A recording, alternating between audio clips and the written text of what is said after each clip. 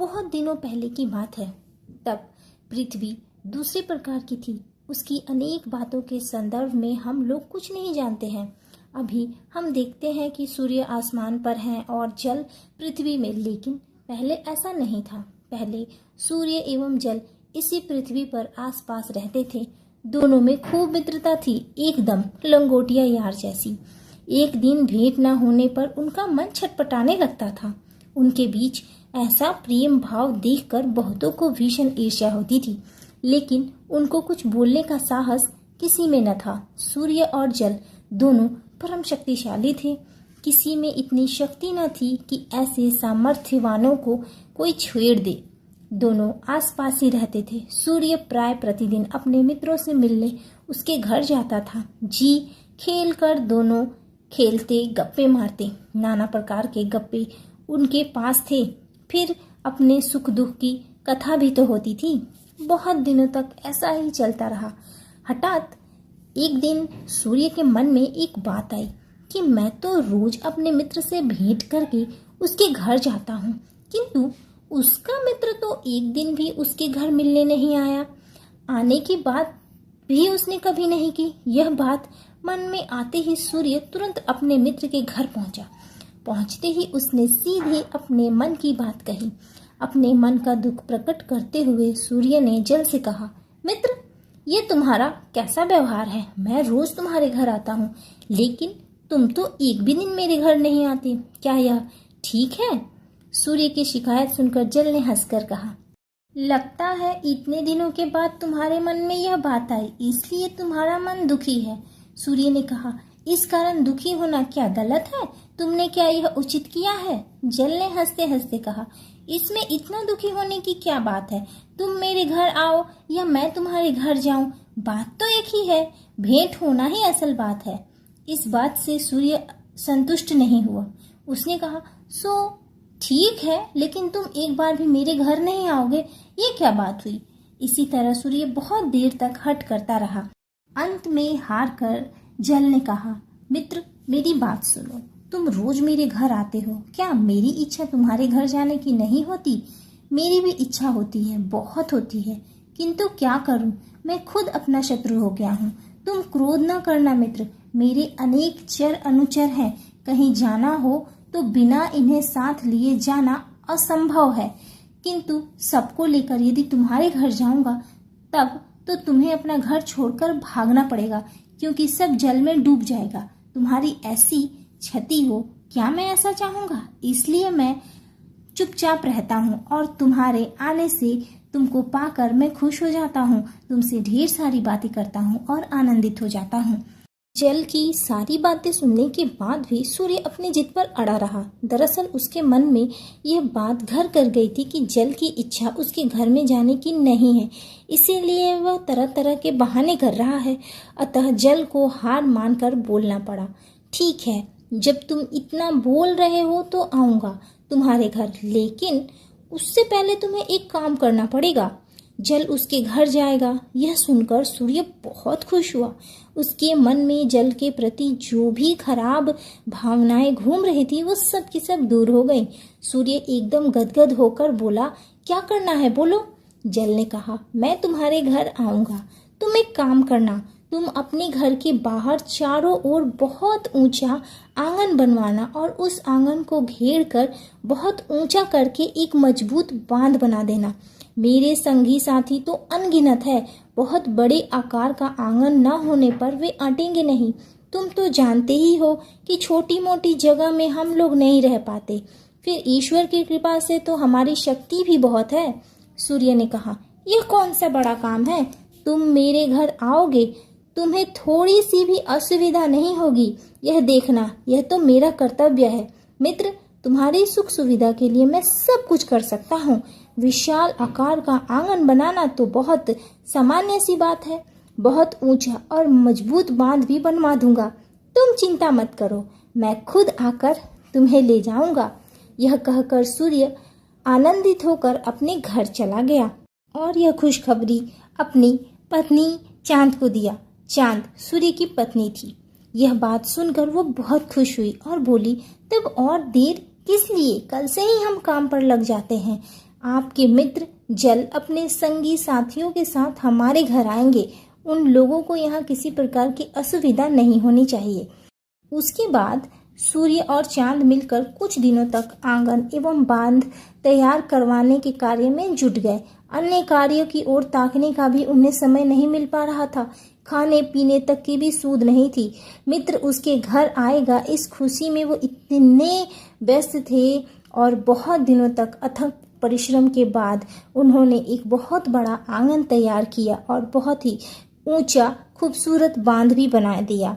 सब ओर से ठीक से देखने के उपरांत वे संतुष्ट हुए कि हाँ, मित्र जल के लिए अब उपयुक्त जगह तैयार हो चुकी है।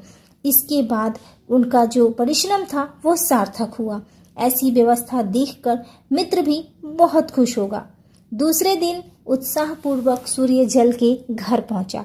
जल ने बहुत दिनों से सूर्य को नहीं देखा था, इसलिए उसने कहा, मित्र, उस दिन के बाद आज तुम्हारे दर्शन हो रहे हैं।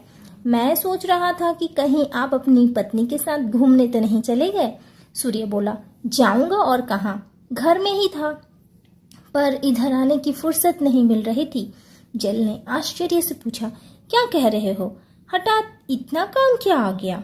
फिर सूर्य ने कहा, अरे तुम्हें आने का निमंत्रण जो दिया था उसके लिए व्यवस्था करनी थी ना। मैं अपनी पत्नी के साथ इतने दिनों तक आंगन एवं बांध तैयार कर रहा था। तुमने जैसे कहा था बिल्कुल वैसा ही मैंने आंगन और बांध बनाया है। अब किसी भी दिन तुम आ सकते हो। मित्र की यह बात सुनकर जल बहुत खुश हुआ। वह सूर्य के घर जाने के लिए राजी हो गया। फिर भी एक बार जानना चाहा, मित्र, अन्यथा न लेना। तुमने बहुत बड़ा आंगन बनाया है तो और खूब ऊंचा करके मजबूत बांध बनाया है, तो तुम तो जानते ही हो कि मैं अकेला नहीं हूँ। अनेक संगी साथियों के साथ मेरी एक अजीब सी दुनिया है। उस ओर से सूर्य एकदम निश्चिंत था। वह बहुत बड़ी जगह लेकर उसने आंगन बनाया था। बांध भी बहुत मजबूत था। वो अत्यंत आनंदित होकर बोला, मैंने क्या किया है, क्या नहीं किया, एक बार आओगे तभी तो समझ पाओगे। तुम्हें चिंता करने की कोई जरूरत नहीं, अब चलो। तब जल सूर्य के घर की ओर रवाना हुआ। सूर्य रास्ता दिखाते हुए आगे आगे चला। उसके पीछे जल कल कल कुल कुल करता हुआ चला और उसके साथ तैरती हुई चली नाना प्रकार की मछलियाँ, मगरमच्छ, शार्क, ऑक्टोपस, समुद्री जितने भी जीव होते हैं सब उनके साथ चल दिए, जिसकी कोई गिनती ही ना थी। मित्र के घर के आंगन के पास आकर जल निश्चिंत हुआ। आंगन बहुत बड़ा था, बांध भी बहुत मजबूत बना था।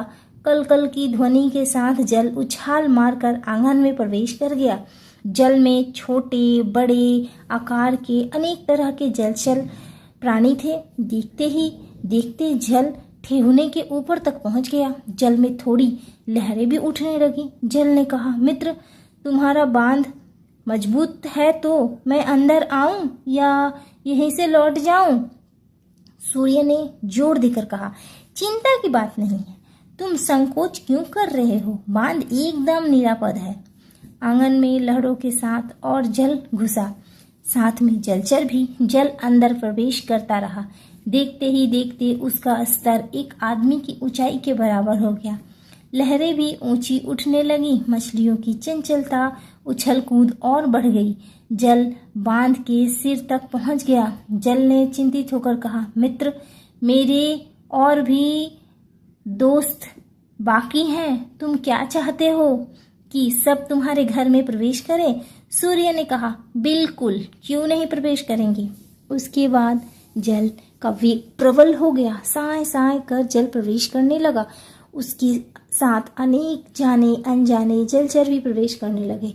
सूर्य एवं चंद्र ने पहले कभी भी इतने प्रकार के और इतनी बड़ी संख्या में जलचरों को नहीं देखा था। जल में प्रचंड शब्दों के साथ उताल लहरें उठ रही थी। जल की अवस्था को देखकर सूर्य एवं चंद्र को अब डर लगने लगा।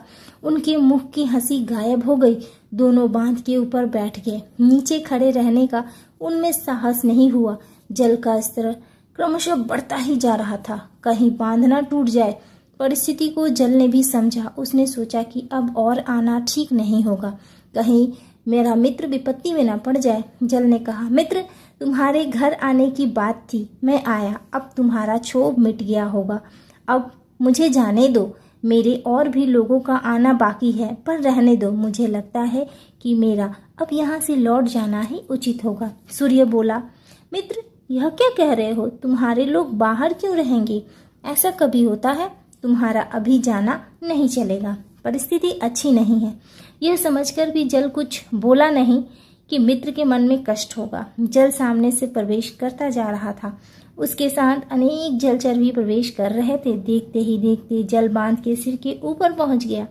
उसके बाद बांध के ऊपर चारों ओर बहने लगा। चारों ओर सिर्फ जल ही जल, जल का आना जारी रहा। इसके साथ जलचरों के झुंड भी बढ़ते गए।